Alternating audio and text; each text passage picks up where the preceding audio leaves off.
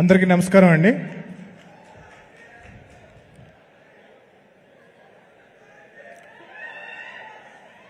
ఈ సినిమాకి అందరికన్నా ముందు నిరంజన్ రెడ్డి గారికి, మా ప్రొడ్యూసర్ గారికి థ్యాంక్స్ చెప్పుకోవాలి.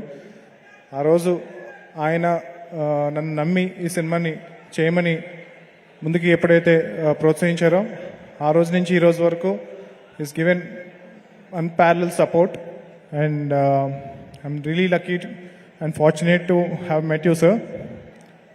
ప్రతి డైరెక్టర్కి ఇలాంటి ఒక ప్రొడ్యూసర్ దొరకాలని కోరుకుంటున్నాను. సినిమా తీయడం అంటే ఒక పెద్ద యుద్ధమేనండి. మనకి మేకింగ్ వీడియోలో చూపిస్తారు కదా, అలాగా ఫన్ స్టఫ్ ఏ ఉండదు. So lot of effort, lot of journey, lot of fight. So almost ఒక వార్ లాంటిది ఒక సినిమా తీయడం అంటే. తేజ అన్నట్టు నేను ఒట్టి చేతులతో ఈ ఫైట్ చేయలేను. సో నాకు కూడా ఒక వెపన్ కావాలి. సో నా ఫైట్కి అంటే నాకు ఆల్మోస్ట్ 12 ఏళ్ళు పట్టింది.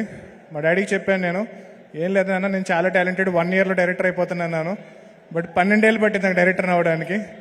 సో ఈ వార్లో, ఈ ఫైట్లో నాకు మేజర్గా ఒక వెపన్లా నాకు హెల్ప్ చేసిన Teja, thank you so much. So అంటే సినిమా తప్పితే అంటే నేను కూడా ఎక్కువ 24/7 సినిమా గురించి ఆలోచిస్తాను. బట్ నాకన్నా ఎక్కువ అంటే నాకు తెలిసిన నిద్రలో కూడా, కళల్లో కూడా సినిమా తప్పితే వేరేదేమో ఆలోచించాడు తేజ. సో అంత సినిమా పిచ్చి. మా టెక్నీషియన్స్, కాస్ట్ అండ్ క్రూ అందరికీ చాలా చాలా చాలా థ్యాంక్స్. మీ అందరికీ పేరు పేరున ధన్యవాదాలండి. సో మా టెక్నీషియన్స్ అండ్ కాస్ట్ కన్నా వాళ్ళ ఫ్యామిలీస్కి నేను ధన్యవాదాలు చెప్పాలనుకుంటున్నాను. అంటే సినిమా అంటే ఇట్స్ నాట్ అంటే వీళ్ళే కాదండి, బట్ మనకి ఎవరైతే ముందు కనిపిస్తారో టెక్నీషియన్స్, వీళ్ళ పేర్లు క్రెడిట్స్ వేస్తూ ఉంటాం కదా. సో వాళ్ళకన్నా మోర్ ఇంపార్టెంట్ వాళ్ళ ఫ్యామిలీస్ అనమాట. ఎందుకు అంటే it's not easy to support someone who works in cinema. అందరికీ ఒక చిన్న చూపు ఉంటుంది, మీ వాడేంటి సినిమాల్లో ఉన్నాడా అనేది ఒక చిన్న చూపు ఉంటుంది. సో అవన్నీ తట్టుకుంటూ మనల్ని సపోర్ట్ చేస్తూ, ప్రోత్సహిస్తూ మనల్ని ముందు తీసుకెళ్ళేది మన family. So may it be your parents, your wife, your sister, ప్రతి ఒక్కళ్ళు, మా సినిమాకి పనిచేస్తున్న ప్రతి ఒక్కళ్ళు, టెక్నీషియన్ అండ్ కాస్ట్, వాళ్ళ ఫ్యామిలీస్కి థ్యాంక్ యూ సో మచ్. మీ లైఫ్లో మీ ఫ్యామిలీ మెంబర్ మీకన్నా నాతో ఎక్కువ గడిపారు లాస్ట్ 3 years. సో అది అలౌ చేసి నందుకు చాలా చాలా చాలా థ్యాంక్స్. సో నేను చెప్పాను కదండి, సినిమా అనేది ఒక యుద్ధం అని చెప్పి. సో సినిమా అవకాశం దొరకడం ఒక యుద్ధం, అవకాశం వచ్చిన తర్వాత సినిమా తీయడం ఒక యుద్ధం, దాని తర్వాత సినిమా రిలీజ్ చేయడం అనేది అన్నిటికన్నా పెద్ద యుద్ధం. సో సినిమా తీయడం కన్నా సినిమా రిలీజ్ చేయడం అనేది ఇంకా చాలా చాలా కష్టం అనమాట అండి. సో మా సినిమాలో ఒక డైలాగ్ ఉంటుంది. సో మా సినిమా మెయిన్ థీమ్ ఏంటంటే కనుక, హీరో ఒక టైంలో అంటాడు, నేనేం చేయగలను, నేను ఒక్కడనే కదా, ఒక్కడనే నేనేం చేయగలను అంటే అవతల అంత పెద్ద యుద్ధం ఉంది, అంత పెద్ద వార్ ఉంది, నేను ఒక్కడనే కదా అంటాడు. అప్పుడు ఒక క్యారెక్టర్ చెప్తుంది, సో ఒక్కడవే కాదు, సో ధర్మం కోసం నిలబడిన ప్రతి ఒక్కడి వెనుక హనుమంతుడు ఉంటాడు. సో ఎప్పుడు నువ్వు ఎవరన్నా కానీ, ఆ సినిమా మెయిన్ థీమ్ అది. మీరు కనుక ధర్మం కోసం పోరాడితే కనుక, మీరు నమ్మిన దానికోసం, ఒక రైటియస్నెస్ కోసం ఫైట్ చేస్తే, మీరు ఎప్పుడు ఒక్కరు కాదు, మీ వెనకాల ఆ హనుమంతుల వారు ఎప్పుడు ఉంటారు. అలా మా సినిమాకి వచ్చిన హనుమంతుల వారు మా మెగాస్టార్ చిరంజీవి గారు.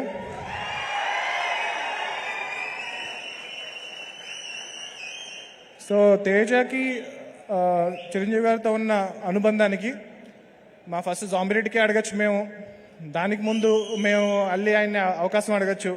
బట్ ఎప్పుడు మేము అంత అర్హులం అని చెప్పి మేము ఎప్పుడు feel అవ్వలేము.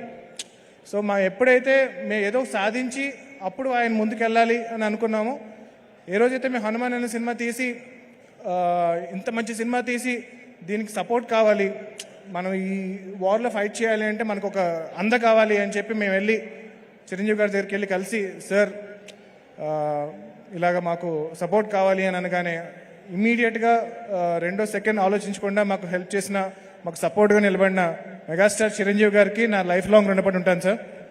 Thank you so much.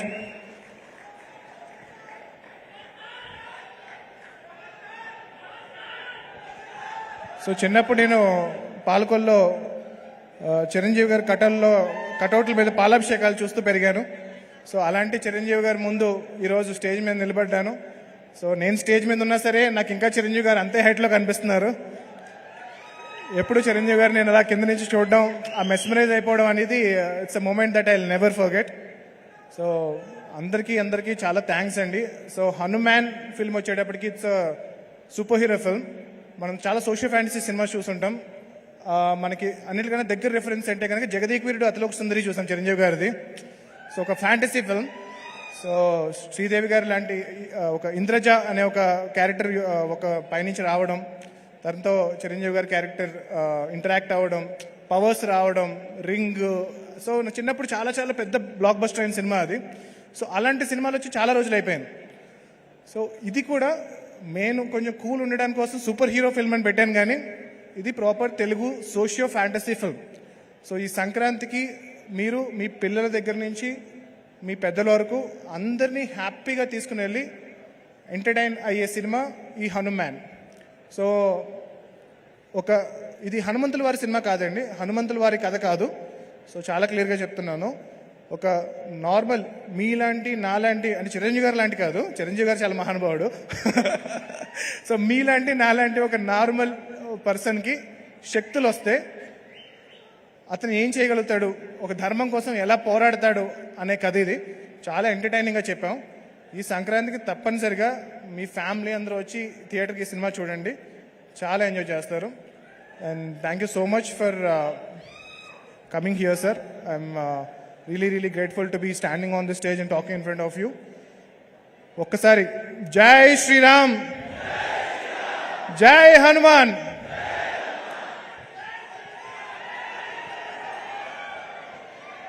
యతో ధర్మస్తతో Hanuma, యతో Hanuma